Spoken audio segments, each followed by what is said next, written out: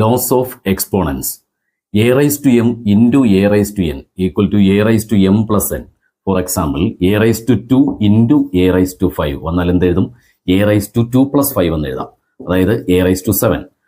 a raised to m divided by a raised to n ആണെങ്കിൽ a raised to m minus n ആണ്. For example, a raised to 3 divided by a square എന്ന് വന്നു എങ്കിൽ a raised to 3 minus 2 എന്ന് എഴുതാം. അതായത് a raised to 1 ആണ്, a തന്നെയാണ്. ഇനി a raised to m the whole raised to n equal to a raised to m into n. a raised to 2 the whole raised to 3 equal to a raised to 2 into 3. 2 into 3 എത്രയാ? 6 ആണ്.